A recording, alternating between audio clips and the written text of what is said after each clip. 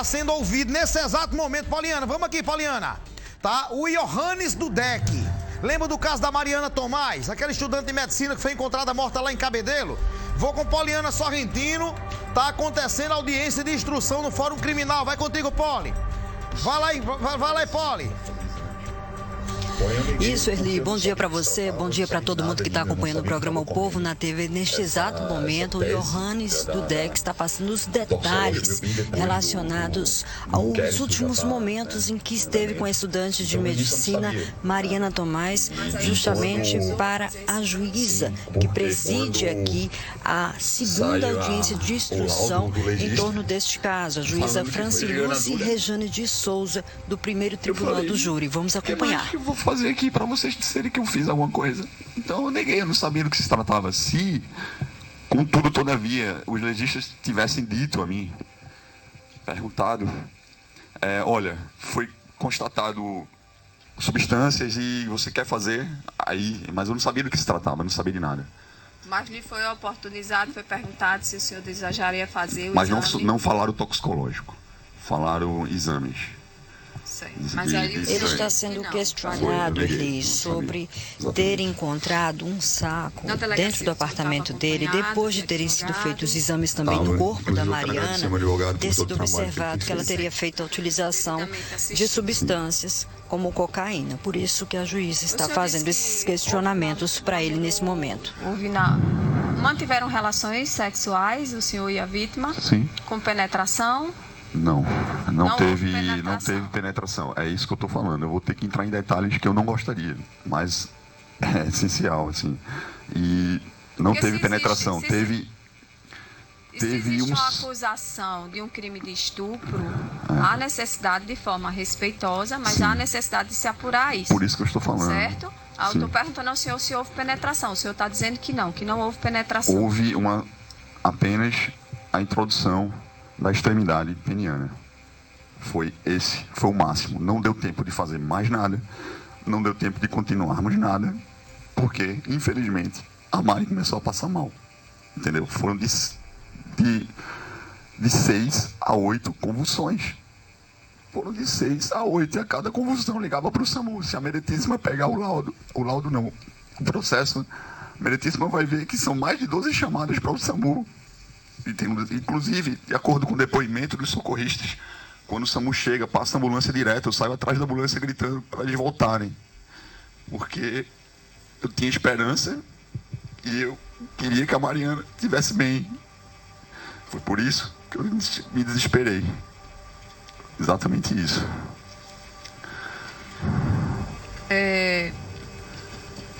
Várias testemunhas ouvidas, algumas testemunhas, relataram que o apartamento ele estava numa situação de grande desorganização, deplorável, de sujeira, de muita acumulação de lixo, inclusive um laudo juntado aos autos realmente comprova isso. Sim. O senhor é portador de algum transtorno de acumulação?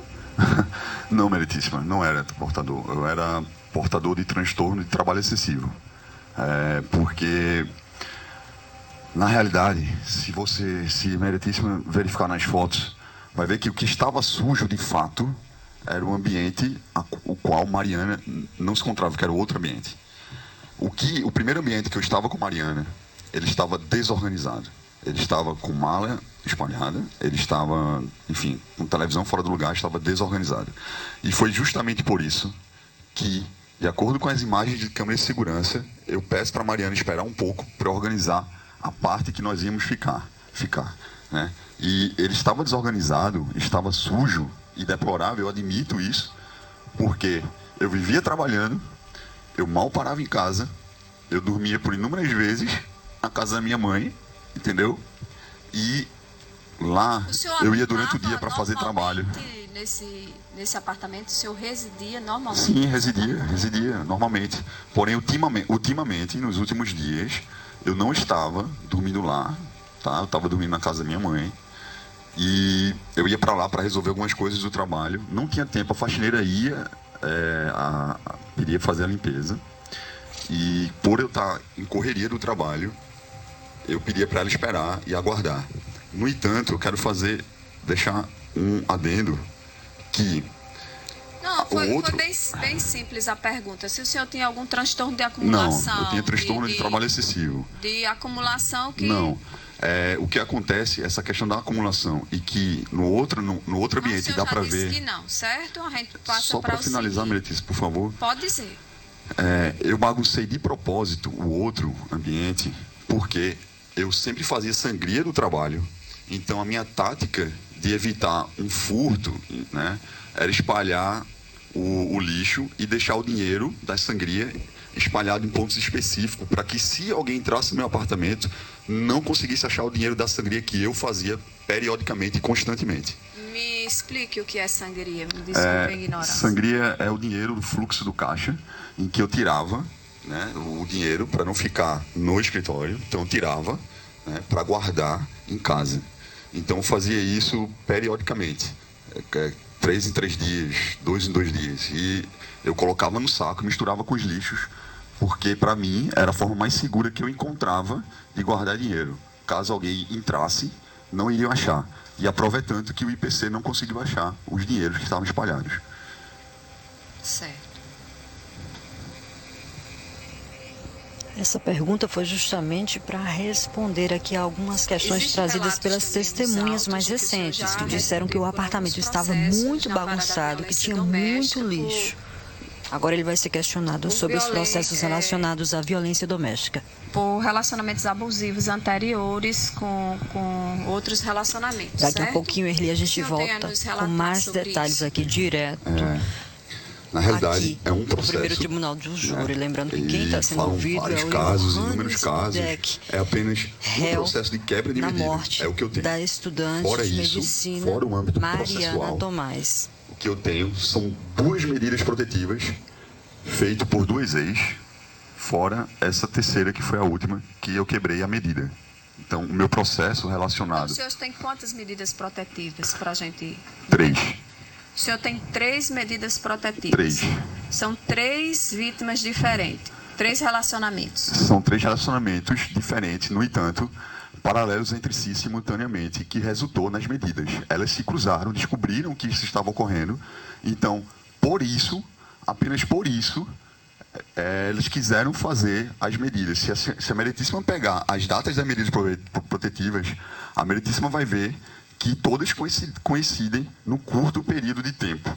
Porque foi justamente quando as 3 descobriram que eu mantinha um relacionamento com as 3 ao mesmo tempo. Então, a Nicole Salles da Costa, a Nayara Batista Marques, que aparece na mídia falando sobre mim, e a Isaura, são as 3 mulheres que eu tinha relacionamentos simultâneos e que acabaram descobrindo isso, e como forma de protesto, elas fizeram isso com medida protetiva. Teve 3 medidas protetivas, uma das quais o senhor veio a quebrar, não é isso? Sim. E teve sua prisão decretada. Quebrei uma. Eu quebrei uma medida. O senhor teve algum acompanhamento psicológico? Sim. Após a questão da quebra da medida protetiva, eu participei de um programa eu não recordo o nome, mas acho que de como tratar as mulheres, se não me engano, alguma coisa assim. E eu participei desse programa completamente. Eu não desisti do programa, né? Participei completamente desse programa. Em relação à vítima Mariana, a perícia constatou a morte por esganadura, certo? Asfixia mecânica. O senhor chegou a fazer alguma manobra, algum ato? Meritíssima, durante a convulsão dela, eu pergunto ao SAMU, tem várias ligações, eu pergunto ao SAMU, o que eu faço? Eu puxo a língua dela, porque na minha cabeça, convulsão, você deve puxar a língua, né? Eu deixo ela emborcada, eu a emborco ou não emborco. E o SAMU falava, é só aguardar, não puxa a língua. Quando ela parava de convulsionar, intercalava as convulsões, ela ficava parada, estática, e o SAMU falava, é normal, não puxa a língua. Enfim, e nesse processo, eu a emborcava de lado, com medo que ela se afogasse com a própria baba, né? E durante as convulsões, o que aconteceu? Como ela tremia muito, as camas, que eram 2 camas de solteiros unidas, formando uma de casal, mas elas eram particionadas, as camas começaram a se afastar uma da outra porque ela tremia, e ela tremia para a extremidade da cama. E nesse momento que ela tremia para a extremidade da cama, eu tentava segurá-la para ela não cair no chão, certo? E eu tive que manuseá-la de tal forma a colocá-la lentamente, devagar, em cima do chão.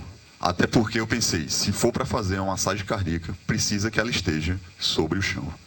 E durante esse processo eu a manuseei. Inclusive, consta também, meritíssimo, nos autos, o SAMU indica para eu medir, né, aferir o pulso dela no pescoço, e eu, de fato, coloco os dedos, né, indicador e o dedo do meio, para poder saber o pulso dela. Isso ao mesmo tempo que estou na ligação com o SAMU.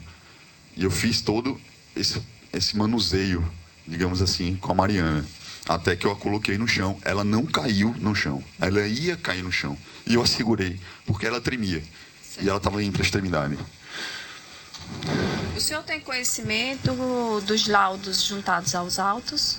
Que Tenho foi todos, encontrado? Tenho todos, eu li todos de trás para frente, de frente para trás, e eu quero deixar claro. O senhor tem conhecimento que foi encontrado no exame, que no laudo de exame de PSA foi dado positivo no swap de amostra? Prostático anal.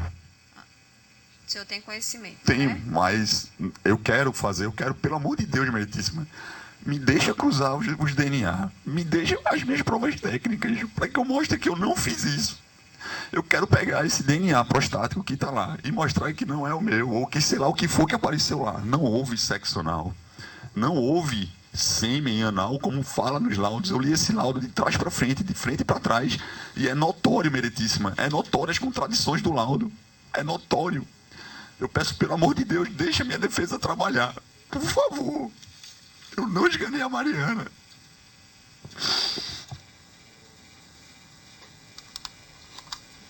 Há contradições, meritíssimo. Há muitas contradições. Muitas, como há uma esganadura, sem haver danos, lesões à traqueia. A gente está acompanhando tudo isso, ele com bastante atenção aqui, logo no início do depoimento. O próprio inquérito fala do que não réu, sabe ele se eu disse esganei que com uma mão, conheceu com a 2 Mariana mãos, ora, através de um como chegar a essa conclusão, senhoras e senhores? Como? Conhecido como Me explique. Tinder. Como que você chega a uma conclusão sem saber se a esganadura foi com a mão esquerda, todas as direita ou acusações irmão? como a gente está podendo acompanhar. Vamos seguir aqui, Erli, qualquer Então, novidade a senhor, gente se retorna declara aqui no inocente programa das O Povo na TV. acusações.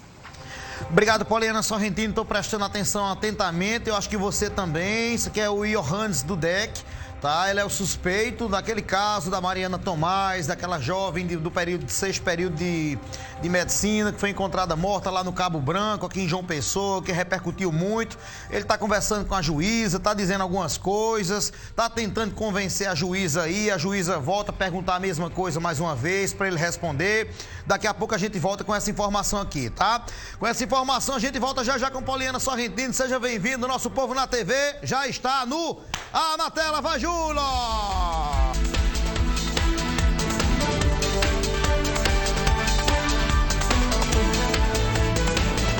Já de volta, para começar o nosso Povo na TV com Erli do Povo, com você na tela da TV Tambaú SBT. Tamo junto! E ainda deixa eu falar para você das Lojas Imperador. Hoje é a sexta-feira.